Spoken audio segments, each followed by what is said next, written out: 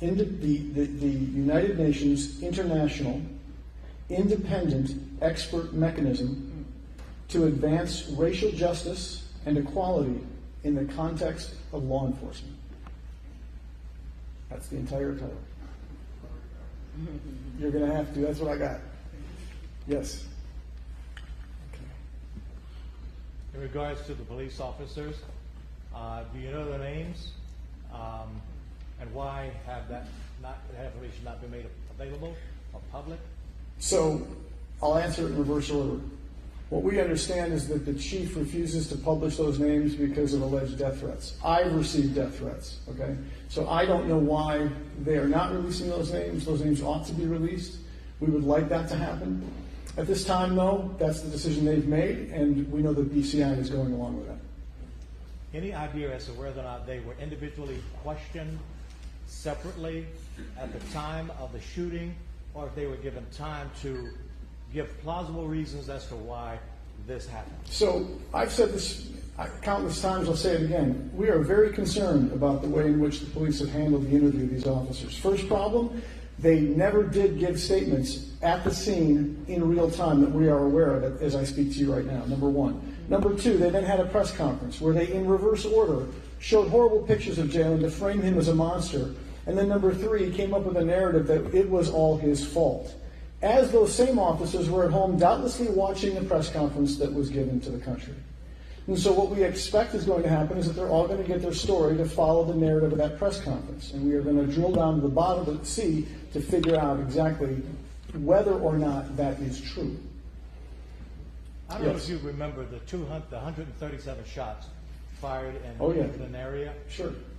Part of that resolution was that they could not determine which of the shots actually killed Timothy Russell and Melissa Williams and Timothy Russell. Are you going to go for that? Or you said you want to make sure they hold the officers accountable for every bullet. The chief said that.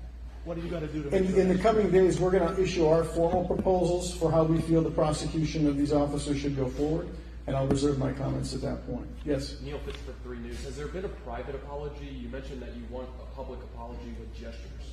We've had conversations with the chief privately. He came and talked with the family privately.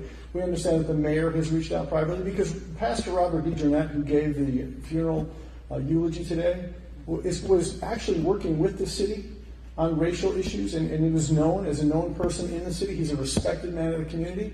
And so they had the desire to speak to him privately and to the family privately, but they've never one time publicly led this community, just as Tamika said, to acknowledge their wrongdoing. And that needs to stop. They need to acknowledge their wrongdoing. An apology costs nothing. And you know what? For those who think that this might be a legal position that I'm taking, it's not. It's a human position. Just to say I'm sorry, it's not much. Yes? Are there any calls for resignation of the police chief or any officials who are responsible for the potential leadership, if you will, or cover-up in this case? It's too early for us to know whether there's been cover-ups because we're doing our investigation as they are doing their investigation. And if we find there was any cover-up, oh yeah, we'll ask for everything that we possibly can to ensure that justice is served. Yes? Has there been a look into the training of these officers and the background of which they were hired? We don't know their names yet. So we're working on that. Yes? If you're familiar with the BCI investigation process, my understanding is the report will then be given to a prosecutor's assigned, and that will be presented to a grand jury secretly with the prosecutor's discretion, and we see a lot of no bills. Are you anticipating, getting around that hurdle of if the BCI report, whatever its conclusions are, that you have no idea how we'll get to a jury? This much I'll say, for the local county prosecutor to get their hands on that and handle the prosecution, we think right now would be the wrong approach. Again, we'll address our specific alternative process at the next press conference we're going to have, which we assume is coming in the next few days, where we can then talk about those next most important steps. But here's the point. Once BCI publishes its report, mark my words, they will be non-committal. They will issue no decision as to which side because it's political, and they can't do that, and they won't do that. And then it'll be up for all of us to debate the facts of that report and for our firm to investigate, and this team to investigate that report and make sure that every piece of it makes sense. As we are doing that, we will be also organizing our official positions shortly. Yes? Yeah, I understand that there were 8 officers there that night. Did they all have on body cams? And if so, have you had the chance to see all of the footage? There were not 8, there were 13 officers. There were 10 total who used force, as far as we know. 2 used tasers, 8 used bullets. And did they all wear body cams? And if so, have you seen? So my understanding, 13 body cam videos have been made available by the city of Akron. Whether that's all the videos or not, we can't say at this time. Any questions for any other members of the team? Ms. Mallory, can you talk to the protesters who are frustrated? What do you suggest that they do now that Jayland Walker has been laid to rest? What are the next steps for the local organizers here? Well, I've not seen a case around this country where justice came without pressure. And I think that people need to stay organized and stay on the ground to make sure that they don't allow the narrative to be shifted to things that have nothing to do with this incident, but that they connect the cases around the country. I think that what Attorney White said is so important in terms of Jayland Walker not just being Jayland Walker at this point.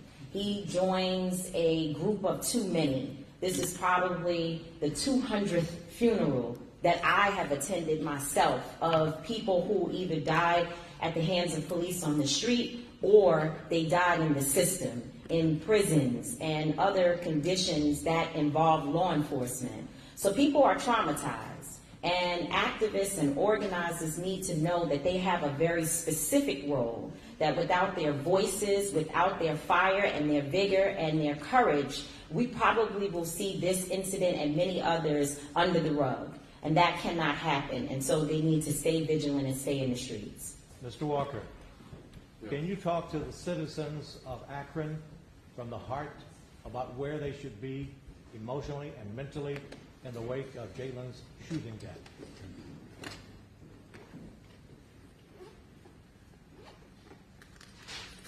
Mentally, you should be enraged, but focus that energy on productive things, nonviolent acts, to force change systemically. I think it starts grassroots, local lawmakers and policy makers, and then also the church. Look to the church.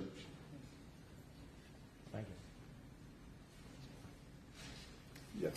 Can you officially tell us who your legal team is going to Yeah, sure. The legal team is DiCello, Levitt, Gutzler, that's the firm. The team involves myself, Bobby DiCello, Ken Abarno, Paige White, as well as all of our other paralegals and lawyers at the firm. And my brother as well, he just made a point of making sure his name, that's Mark, M-A-R-K, DiCello. Thank you, everybody. Appreciate it. All right. Thank you all for coming.